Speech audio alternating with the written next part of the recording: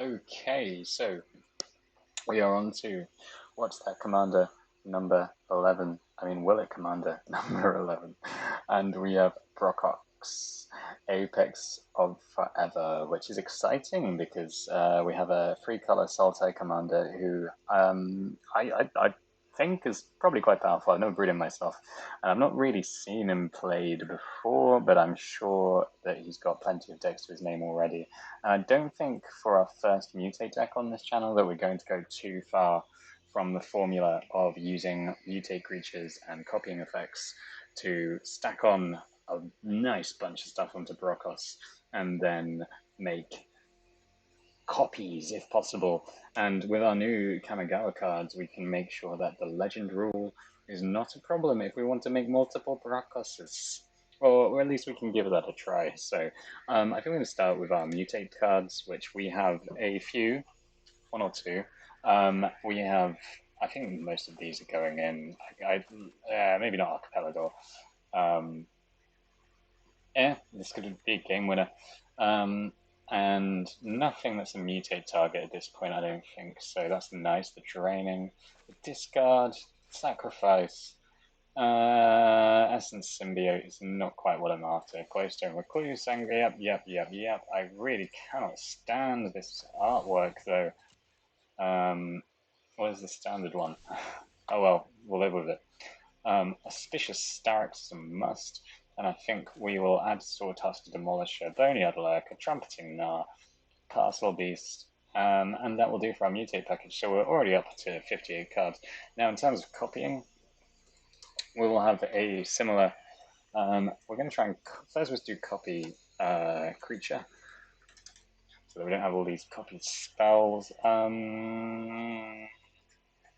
Thousand Face Shadow is unfortunately not where we want to be because it's going to return it to our hand. It will give us a nice copy, and I suppose it does mean we have a whole bunch of your mutate targets, and I do really want this card for future builds. So actually, let's think about this. If we ninjutsu a... Okay, enter the battlefield from your hand. If it's attacking, create a token that's copy another target, which the token enters tapped and attacking. Do we think ninjutsu and mutate are worth it? Because we get a lot of triggers from remutating our creatures. That's kind of where the majority of our triggered abilities come from. Interesting prospect. I don't think we have enough things that are gonna ninjutsu for us to want to do this at that point, but I think that is an interesting prospect. Let's start off at least with copy effects like that don't care if you're legendary or not. So we're going to get, like, for example, we have ourselves.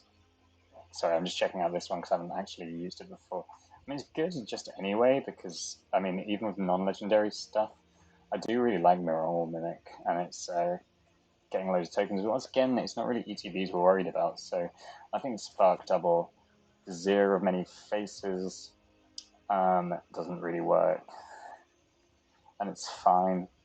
Body Double, yeah, not again. Okay. So, not massive amounts, I'm thinking here. Also, are we looking at mostly beasts? No, we're not. We're looking at a decent amount of beasts, but not enough beasts to do the beast tribal thing. And I think the copying thing with the non-legendary rule just relies too much on one enchantment. So do we just have one copy effect? If we do, that's fine. Maybe Lazav might be a good card in this. Double Major is a must, however. And Croaking Counterpart? No. It's a copy of target non-frog creature specifically. However, Volo is interesting. I wonder how many unique creature types we have. Well, let's look at our desk list to find that out. Quite a lot of unique, so maybe that's kind of like a secondary commander we should go for in Volo Guide to Monsters there. Helm of the Host, of course, however, is a bit different in the regards, and I don't think we want reanimation, so Dollhouse of Horrors works nicely. Cool, lovely, so that's our first bunch of cards that we've gone for. The next thing that we want to do after that then is kind of have creatures with awesome abilities to start with. So we're going to start with Indestructible, because that just, and Hexproof in non-human creatures. So something like, I don't know if we want the gods necessarily involved. We definitely don't want the ones that care about devotion. We don't want to mutate onto a god like that. However, Indestructible is something to look out for. So, no, the Book of Our Darkness, no. Yeheni has haste, which is quite nice, and piles on a lot of counters. So maybe we want to go Yeheni. Difficult choices today. I don't think that that's going to sacrifice a whole bunch of stuff. Wait, no, if we're a creature deck, then I think Yeheni does some good things. I think we do want some powerful creatures in here that just gain us some sort, create problems for the opponent. Blizzard Brawl, no. Do we want Tamio's Safekeeping? Target permanent gives Hexproof and Indestructible. Yeah, I think Inner Voltron and Heroic Intervention.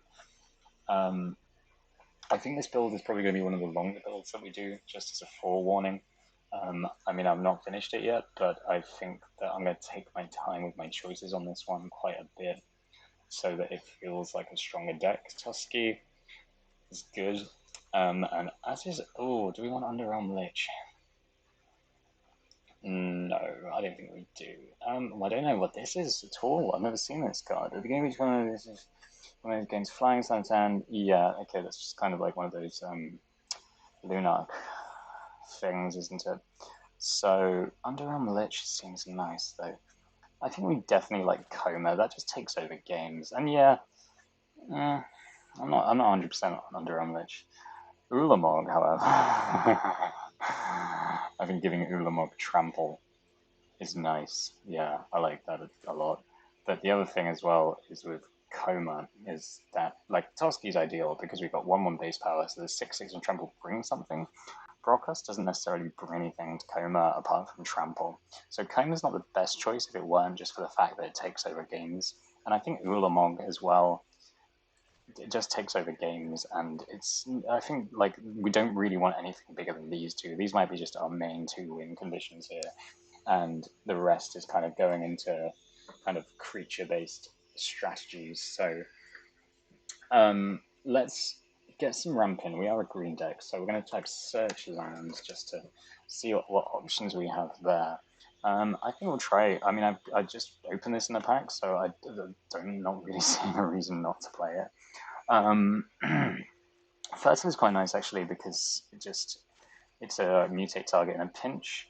We'll put into the north in as this is just a rampant growth if you include Snowlands, and we'll try and include the basics. John Cheddar Elk is going to go in too.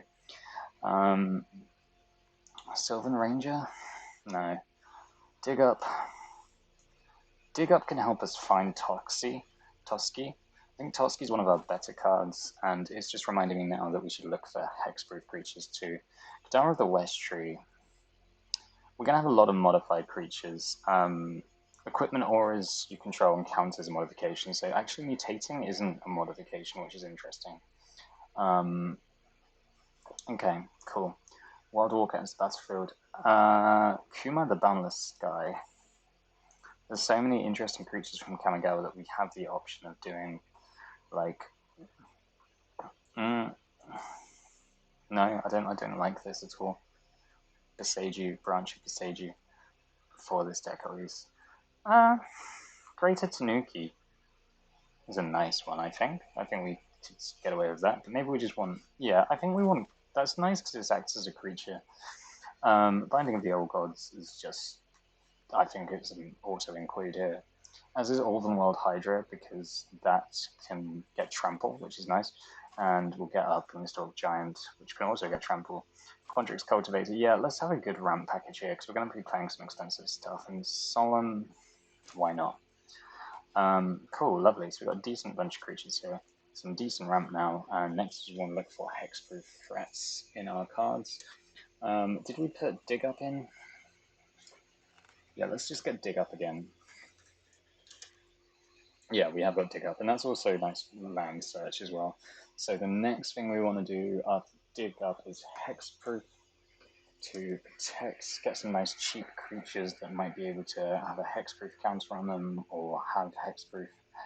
I don't think Oh, mesmerizing benefit is nice because it creates a couple of blockers as well as having a hexproof. And it's a bit of a pet card, so let's put it in there. It's a nice one. We'll also check that we have no humans. We have one human. Who's our human? Where are you? Okay, you are right. Well, it's Volo, isn't it? Volo Guide to Monsters. So yeah, again, we're kind of keeping our creature types nice and spread out so that Volo is going to be good. I believe how this works is going to copy the Mutate, which is super nice because it means that we'll probably get triggers. Like if it was Migratory Greathorn, it would get the initial trigger from Mutating, and then it would get a double trigger from the copy and the original, which is nice. Ooh. Maybe Saraf goes in. Oh, Avabrock Caretaker. Once again, we really want cheap hexproof, not expensive hexproof, and Crystalline Giant is a must because he just gets all those lovely counters. Yeah, we don't have many hexproof friends. Night Veil Predator seems really nice as a just keyword soup kind of card because it will just be really nasty to deal with the Death Touch combined with the Trample. Maybe we want another, maybe we want Blossoming Defense or Snakeskin Veil just as a bit more protection for this monster that we're going to try to build. Right, next we need some draw. So we're going to get some draw. Creature draw.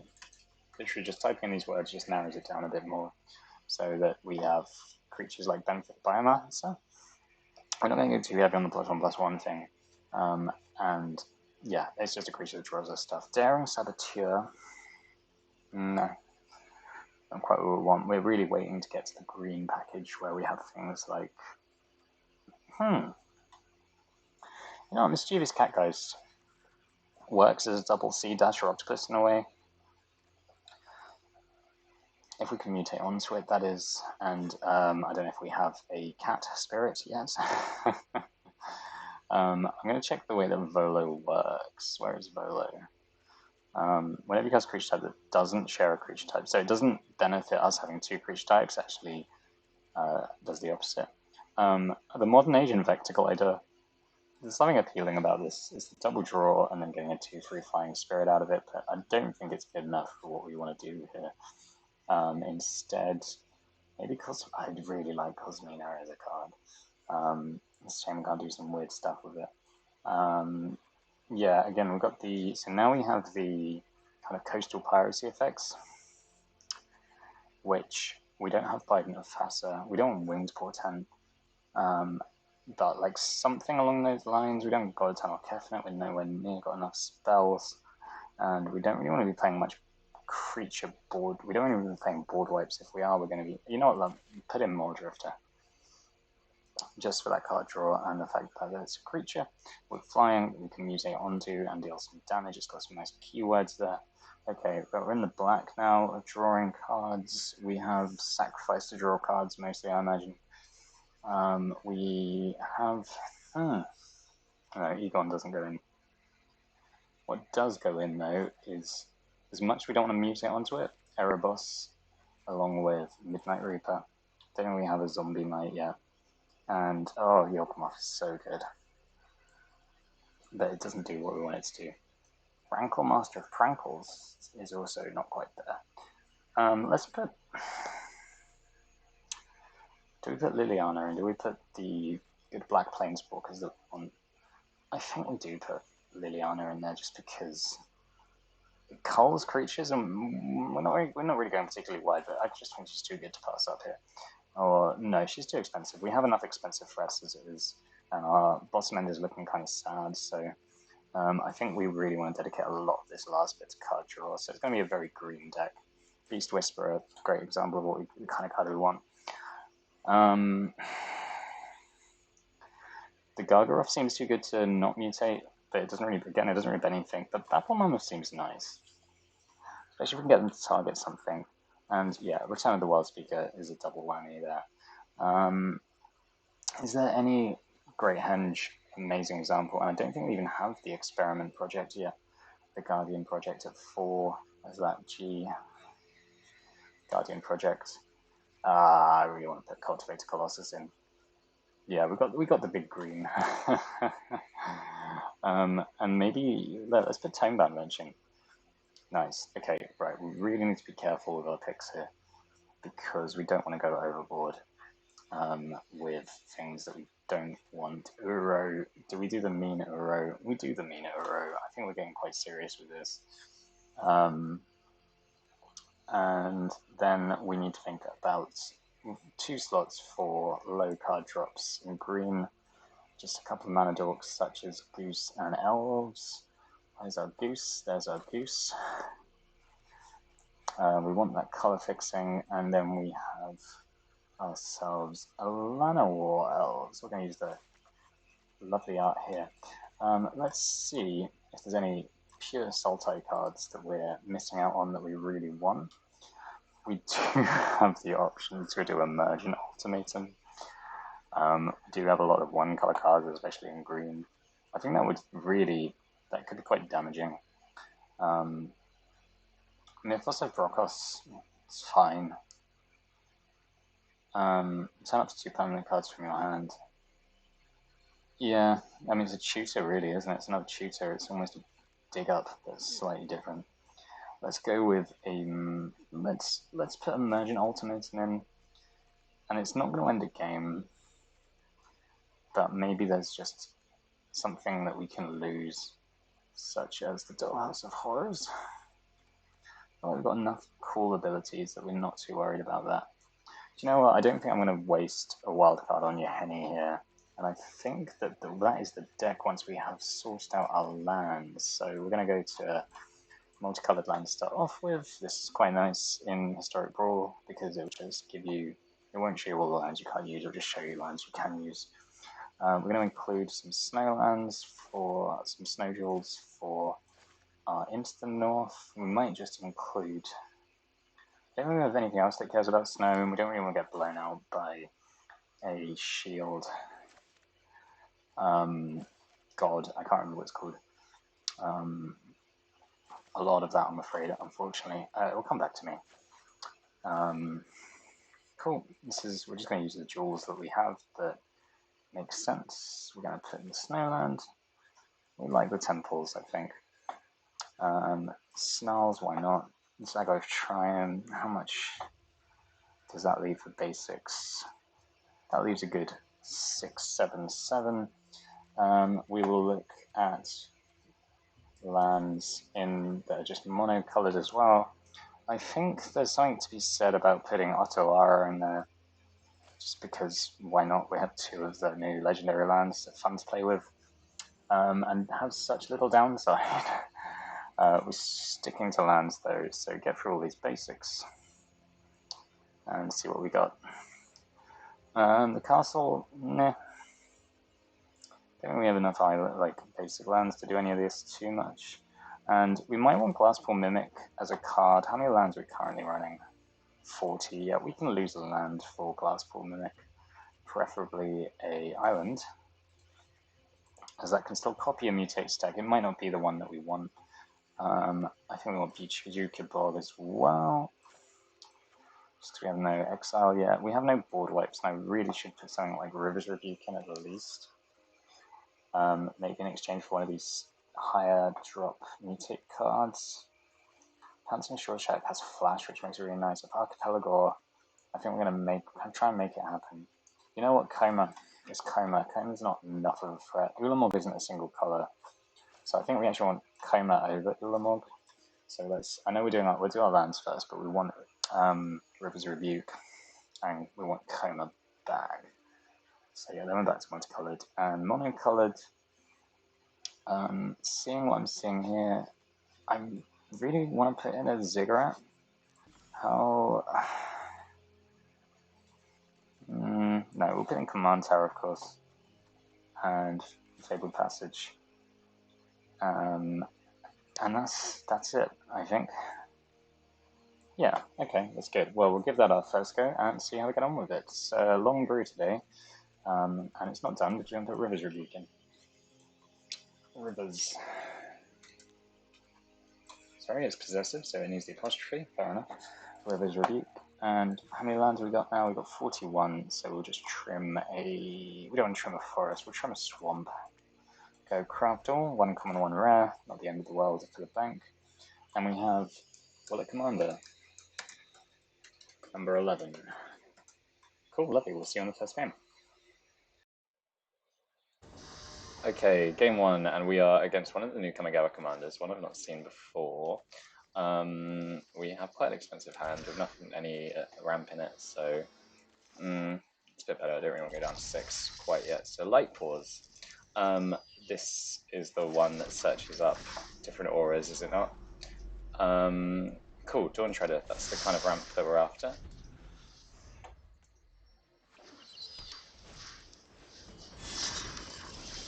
Nice. Right, cool. Let's go Dawn Treader. I'm really glad we got Gem Razor in the opening hand, actually. Cool, and there's the pause. We're going to Glassball Mimic. Can we do this as a sorcery? Yeah, we'll just, if they attack with Light Pause, then we'll block with the Aok. Could get some unblocked, some blocks lifelink damage in. Cool.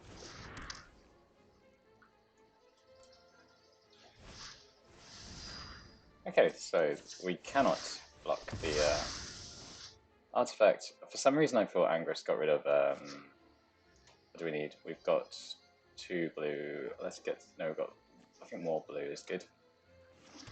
No, we've got 3 blue, oh well. So now they get a lesser enchantment.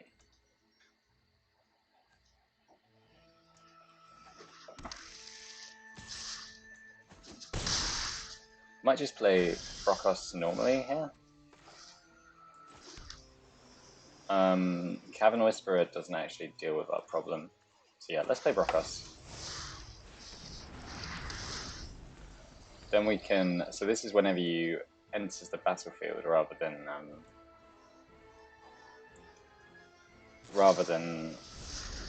when it dies. So Sentinel's Mark, gains lifelink.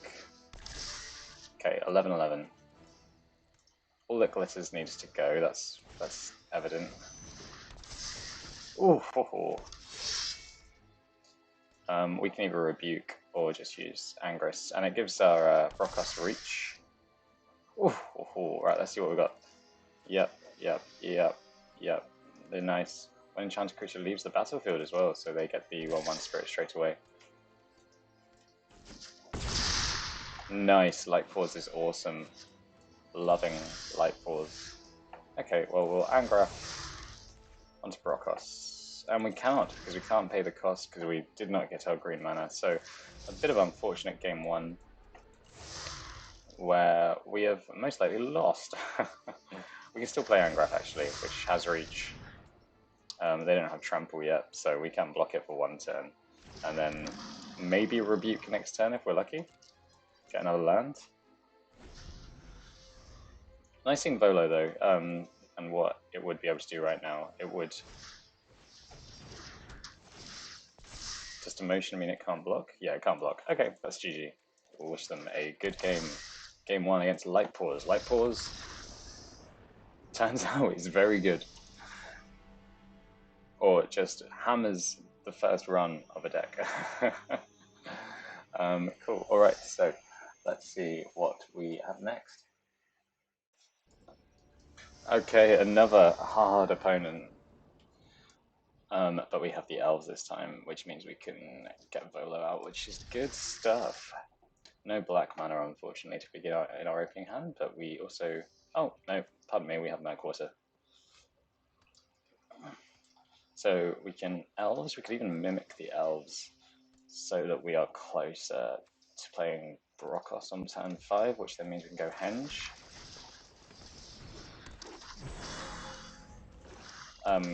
Yeah, against Corvold, we really want that down when we can. Yep.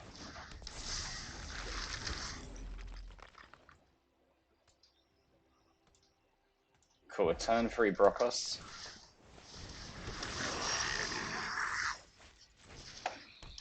Cool, they've got some tokens, but we're gonna Brokkos. Don't think we want to mutate it onto one of our Llanowar elves.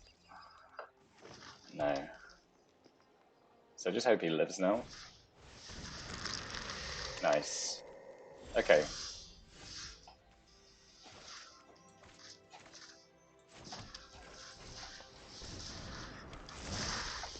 I can't believe we used up 1 blue mana. Okay, well, Brokkos could start making a move.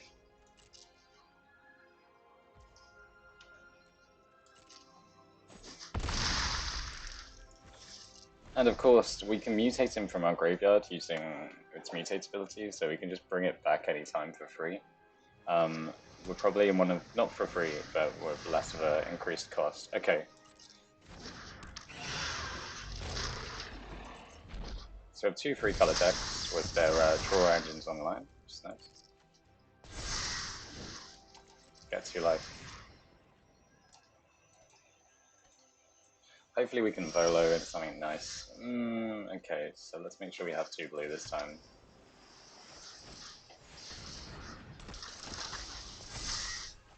Yep, lovely, that's perfect. Draw 4 cards. Oh, alas. 3 cards. We have the Great Tanuki, search your library. Oh, so that's the channel one, isn't it? Yeah, let's just play the Elk. We want to draw.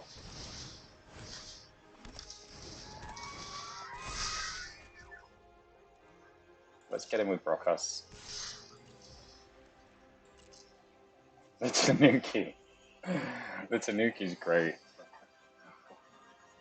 It shouldn't really be in the deck, I don't think. Maybe that's too much ramp.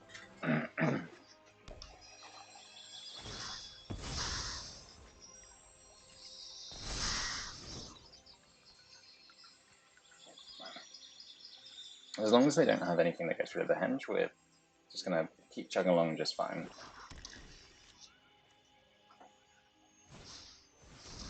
Yep, sure.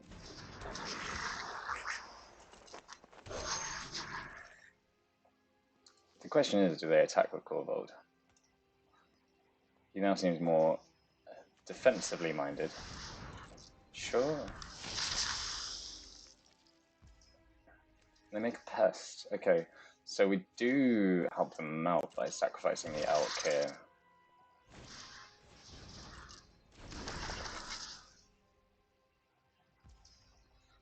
But we're going to do it. We'll get rid of the token. Oh, sorry, it's not the same as... I was thinking Mayhem Devil. Ooh. We can get a whole bunch of Tanukis. Let's do it.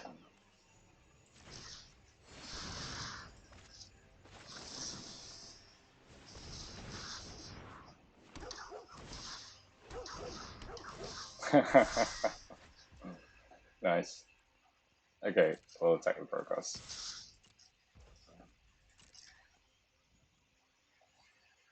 Now that we have the free trampling Tanukis, they might actually win us the game, which would be stunning.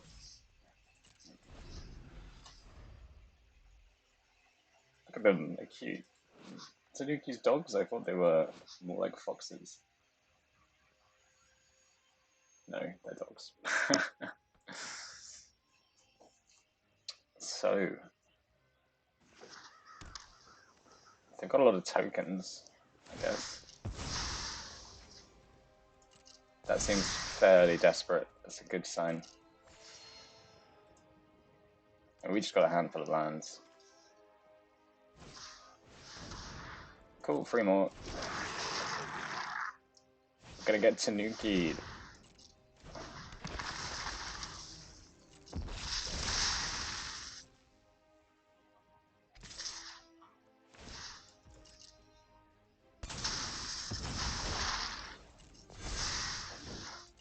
Okay, yep, do it. We'll have ourselves Another land, we'll get another forest. Oof. Fertility, do we have an elemental? We do. Let's spot the elemental. It is it Brokkos? Yeah, Brokkos is an elemental. We'll make them loose. This is the thing with the Henge, actually. I think we just want to play the Insatiable Hellophage.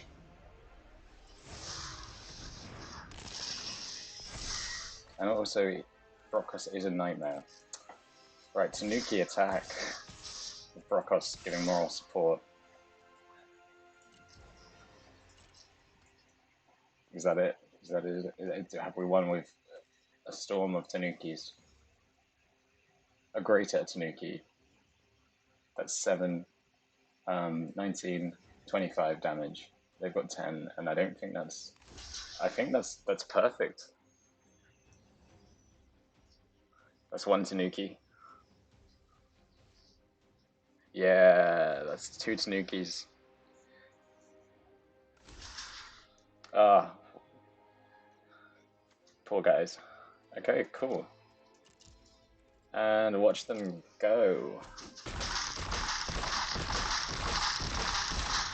Boom, okay. Game 1, 1 to Tanukis, way.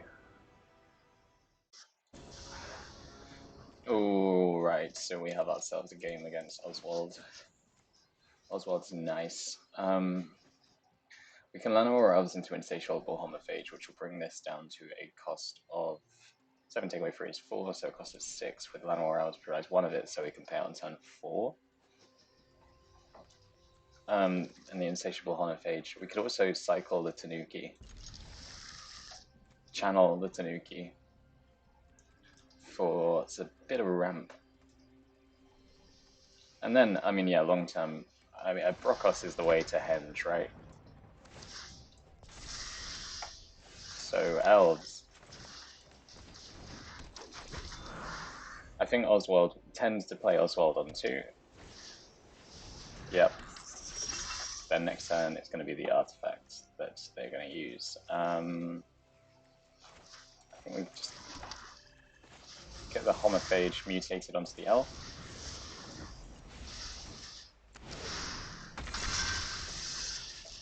Great Henge now costing 6. Brokkos actually costs the same to mutate, doesn't it? But it costs 2 green. Because I know some of these legendary tricolor mutate creatures, I think they all cost 5, don't they? But they have different casting costs, but Brokkos is just the same either way. Yep, there's the Guild Globe. Sacrifice the Guild Globe.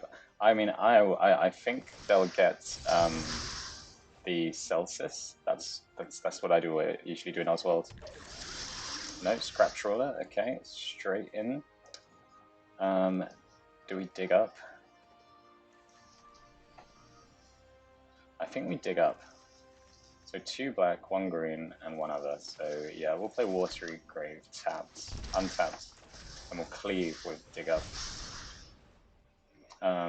What we want is probably Cultivated Colossus. Can't be played till next turn. What about the Starix? I think we want to just get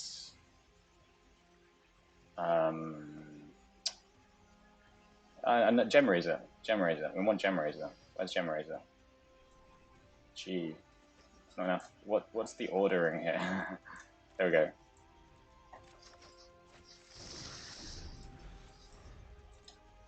Gem Razor will get the Scrap Trawler, which is nasty with Oswald, actually. Yeah, I see the benefit now of playing Gem Razor first, because, yeah, everything you sacrifice, you get back the thing you just sacrificed. So Gem Razor's going down. Not Gem Razor, Scrap Trawler. Yeah, Filigree's good. I think they'll imagine they'll turn it into Solemn. Either that or like a Flux Reservoir. Or the one that cares about energy. Aetherworks Marble. One of those 3. Again, I'm wrong. This is a shame, because I really want to get rid of the Scrap Trawler here. That's 6 mana is a whole bunch. They get the Familiar back, but they're probably not playing it again, right? I don't know, it draws cards. Such value. We can just keep getting there, we can keep gem raising, and... Okay. I mean, what do they got? They've only got Filigree in the graveyard, so... Let's go mutate this for free. And do we care about... Yeah, we're gonna just use Breeding Core. It means we can Great Henge into Crystalline Giant next turn as well, which is a great mutate target. 5 scrap draw there. And then we'll get him for 4.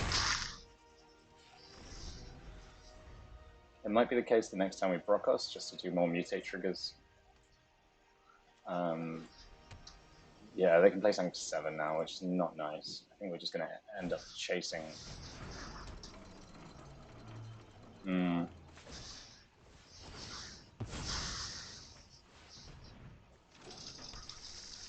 Okay, super bad. Super bad.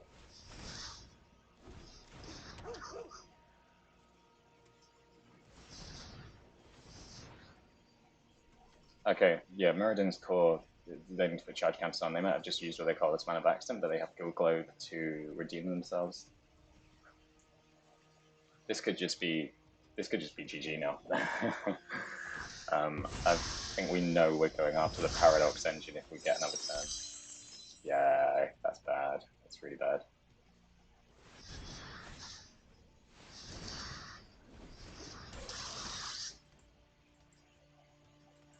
Depends what they intend to win with, really. They've just got rid of Aetherworks Marble. Maybe they have the card that allows them to return every artifact to the graveyard, from the graveyard to the battlefield.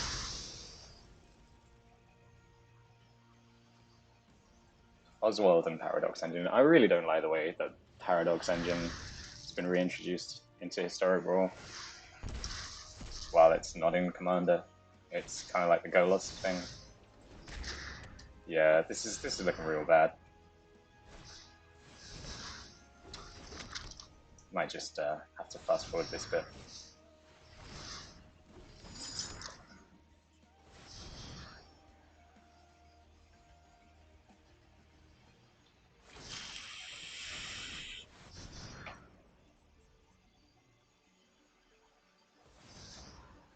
They're up to 10.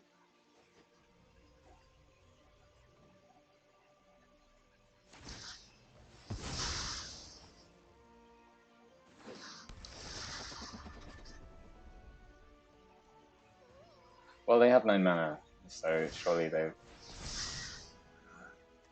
got stuff they can do.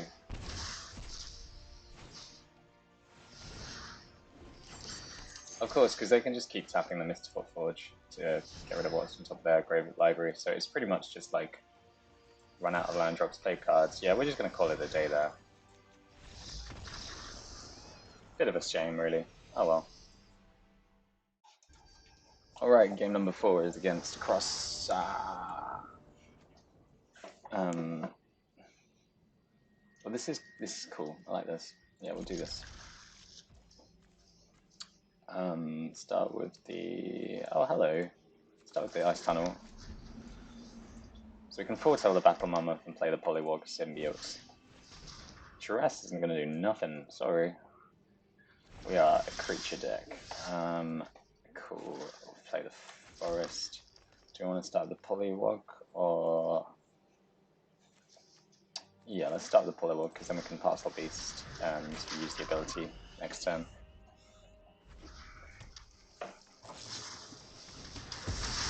I mean, they might just do that. That's fine too. Okay, that's good. That's good. I'm glad they didn't get to see that. Foretell the Mammoth. Seems like keeping this foretold is a good move for a while. Yeah, we'll get rid of the Parcel Beast and the Nightveil Predator. Play ourselves a Beast Whisperer.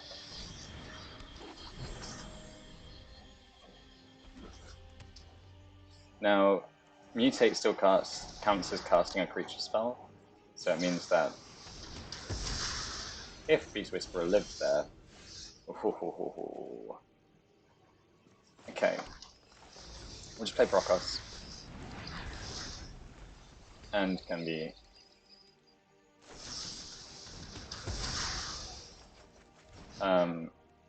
decline. We'll keep him in the graveyard where he's free.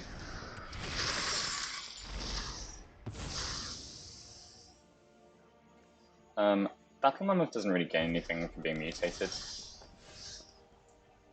Apart from... So they need an edict to get rid of Battle Mammoth here. And bar us drawing a card, of course. So they have 6 cards in graveyards, but that includes Croxer. That doesn't. Okay, we've lost the Migratory Greathorn.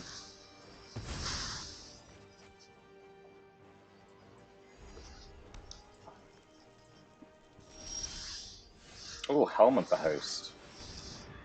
Oh wow, lovely. So we can start gaining lots of Battle Mammoths that care a lot about being targeted by removal. Oh, I see, the exile cost isn't 6, it's 5. Sure. Fine.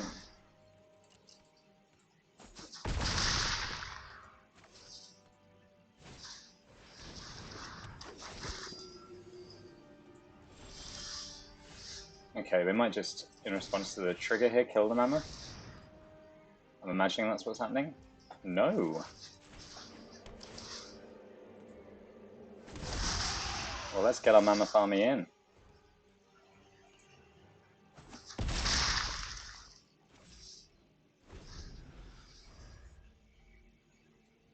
Good game. What's the deal? Is that a concede because we're just putting Mammoths out? I think that's a concede because we're putting loads of Mammoths out, but let's definitely mutate Brokkos. You know, we don't want just any Mammoth, we want quality Mammoth. Okay, that's cool. That's cool.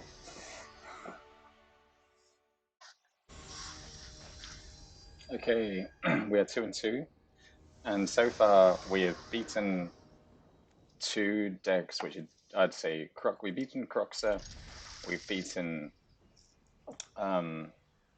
the Fade, Curse King, Corvold, and we lost to Oswald and our first game, where I think it was just us making mistakes. So, getting the impression that this is kind of fun, decent, but not top tier. Okay, yeah, we'll into the north. Get the ice tunnel or this woodland. Let's get the woodland cave. I care more about green. And I think I'd love to just get the giant rolling, really, even though we could play Beast Whisperer to get some value out of it. I imagine Gianni probably doesn't have much removal, so yeah, let's play Beast Whisperer. Then we can, if we get another land, we can Sea Dash Octopus, the Crystalline Giant, which would be nice. Or I think in that circumstance we just Dirge back in response to whatever they do. No, let's...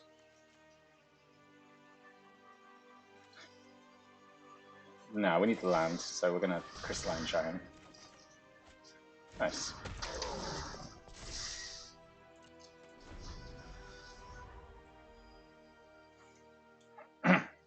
So wipes is mainly what we're looking out for here. Whenever you gain life for that many 1/1 counter target creature, yeah, that's getting Dirge batted. Unfortunately, we're not playing Dirge bat yet. Let's see what Crystalline Giant gets. There's a lifelink. We'll play Beast Whisperer as well. Maybe we should have flashed out the Sea Dash Octopus onto Crystalline Giant there. Yeah, oh well. We'll play the bat. Fine. No! Goodness me, why that was a punt. More blue. Let's get Brokkos involved on this Crystalline Giant.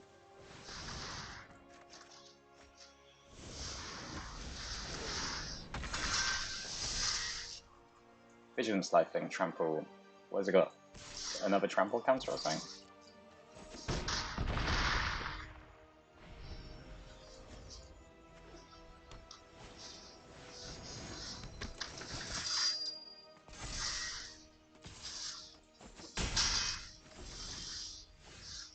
Okay, another green. Great Henge. And we want a Dirge Bat to get rid of the Valkyrie.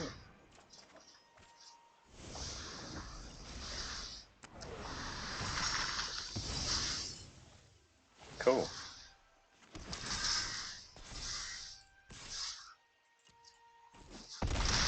Nice Brokkos. Look at this monster. This was really cool.